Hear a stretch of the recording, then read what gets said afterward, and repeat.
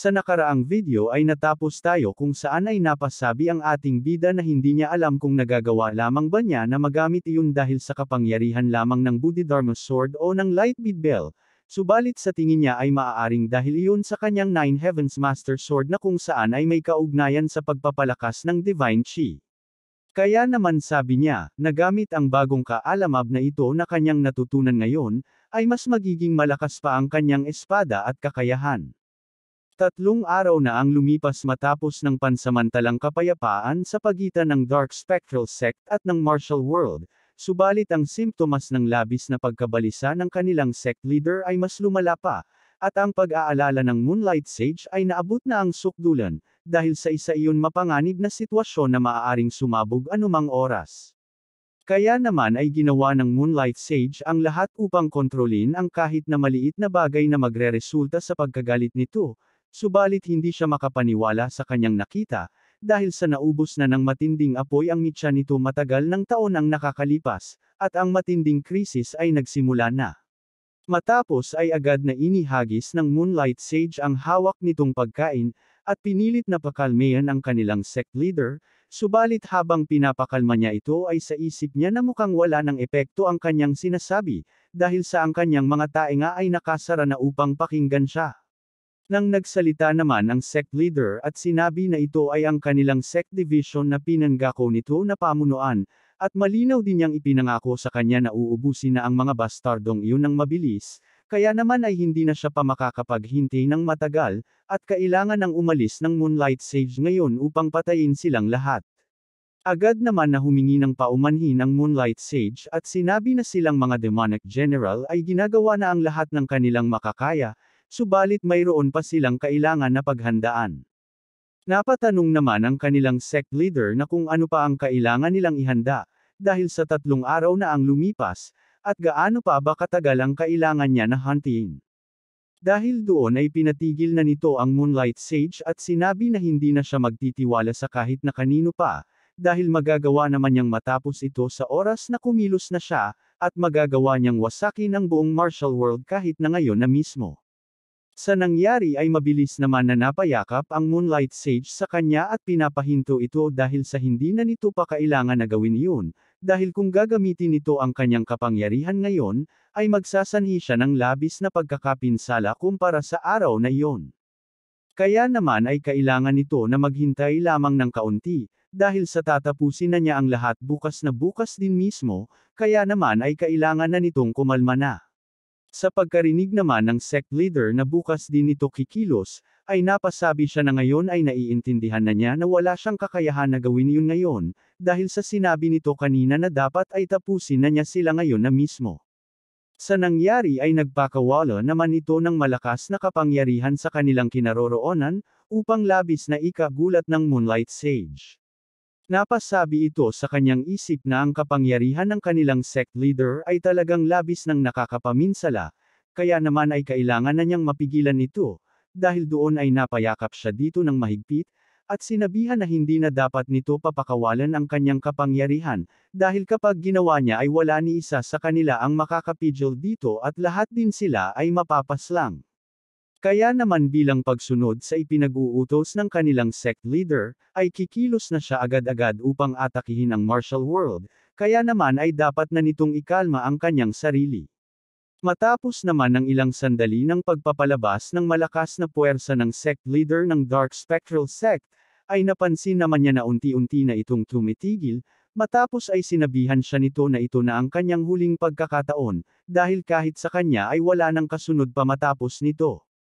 Nang bigla naman na nawalan ito ng malay, upang mapasabi na lamang ang Moonlight Sage na ang pagwawala nito ay totoong napakadelikado, at kung nahuli lamang siya ng dating ay ang matinding sakuna ay maaring mangyari. Dagdag pa nito na walang kahit na sino ang magagawang makontrol ang nangyari sa lugar na ito, kaya naman ay ang kasunod na ganitong klase ng sitwasyon ay hinding-hindi na mapipigilan pa. At habang nagpapahinga ang kanilang sect leader ay kailangan na niyang mabura ng tuluyan ang buong martial world.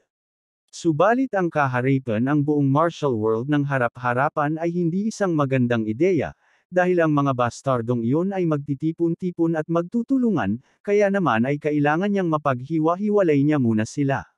Sa ganung paraan ay magagawa niyang kaharapin ng mag-isa ang batang si Yeonjuka, dahil sa ngayon ay tanging siya lamang ang may kakayahan na tapatan ang batang iyon, subalit anong pamamaraan naman kaya ang gagawin niya?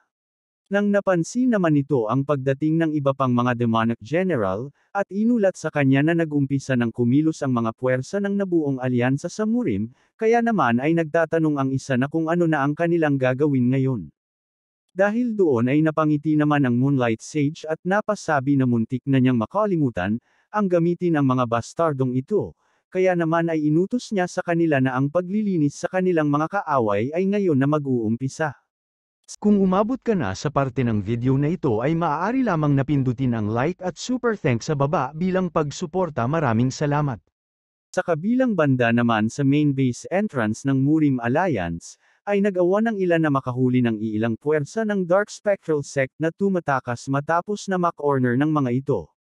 Nakakuha sila ng tatlong mahahalagang impormasyon sa kanilang ginawang pagtatanong. Ang una ay ang Dark Spectral Sect ay orihinal na nakipag-alyansa sa puwersa ng Imperial Palace at nagawang maitago ang kanilang plano sa eksena.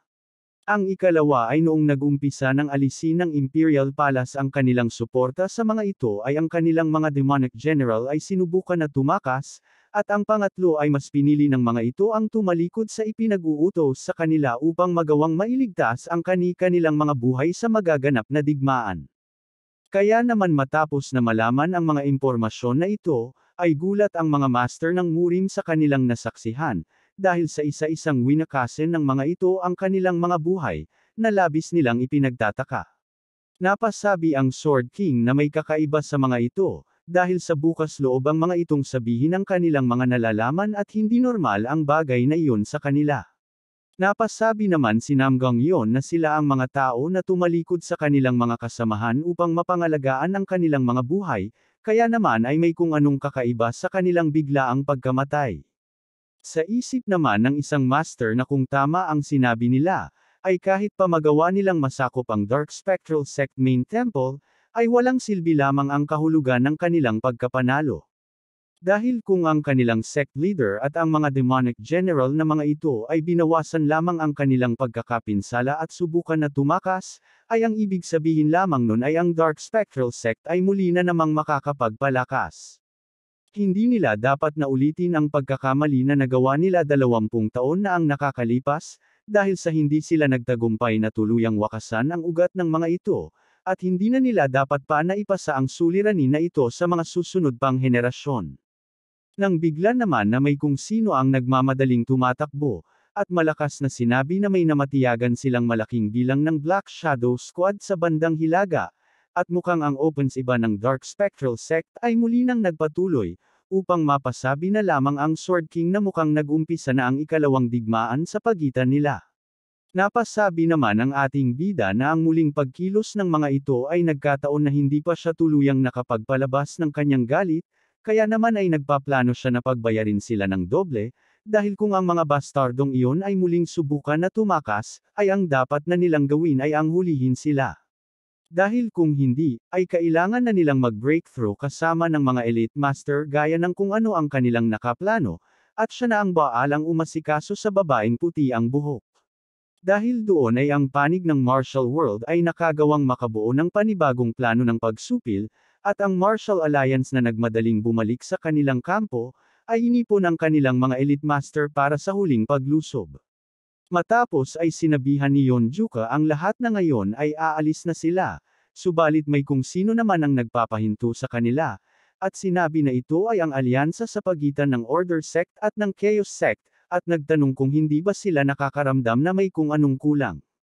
Matapos ay sinabi nito na kahit na ang kanilang head sentinel sa Bandit Union ay katumbas ng 100 katao, ay isang kabastusan na lamang kung aalis ang ating bida na hindi isinasama ang kanilang hideout leader, sa nangyari ay napatigil naman ang ating bida, dahil sa nagawang makaligtas ng Shattering Heavens Demon Lord sa kamay ng batang babaeng kanyang kinaharap. Napasabi naman ng Sword King na inakala niya na nakikipaglaro na ito ng luksong baka kay kamatayan, subalit nagawa pala nitong makaligtas at makabalik, na masaya naman na sinagot ng Shattering Heavens Demon Lord na siya ay ang taong nagawang may absorb ang chi ng bawat bundok sa mundo, at ang ganong klase ng galos ay madali lamang niyang mapapagaling sa isang pagtulog lamang. Kaya naman ay masaya siyang sinabi na maging siya ay nais din na maghayganti sa mismong babae na iyon, upang mapangiti ang ating bida, at napasabi na ngayon na nagawa na nilang matipon ang kanilang mga elite master, ay ang Dark Spectral Sect ay para ng mga daga na nasa kulungan, at ang tangi na lamang natitira ay ang alisan sila ng kanilang mga leeg.